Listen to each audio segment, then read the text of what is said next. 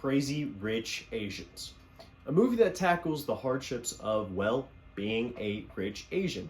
Now, if you're not rich or Asian, you may have already lost interest in this movie completely, but if you take one look at me, it's easy to tell that I'm not either.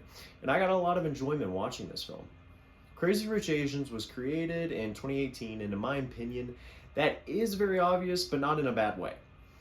The movie shares a lot of the same pacing, themes, and humor of other movies made in the same 2010 era, especially with actors such as Kim Jong and Piklin Go being a part of this project. So, I believe if you like any of the other numerous movies made during this time, you're more than likely going to have a rather fun time watching this film.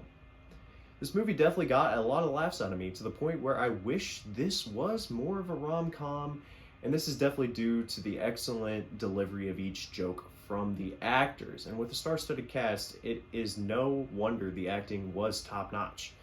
However, these performances really shine in the deep emotional scenes, which there are a decent amount of in this film due to the almost Romeo and Juliet feel of the movie. Typically, I would say this type of story has been overdone, but I believe this is one of the few instances where this trope enhances the overall story, which is being an outcast of your family for loving someone. But the reason why this works to the advantage of Crazy Rich Asians is that this trope does a good job at displaying the complexities of growing up in an Asian family. This is, of course, your parents wanting the best of you. But by doing this, they push you away by wanting to give you their life and not your own life. And in doing so, they almost want to pick out a spouse for you, leading to the intense nature of Nick and Rachel's relationship in the movie. Overall, the movie isn't anything I would typically watch, but I think for what it is and what it is going for, it's executed pretty much perfectly.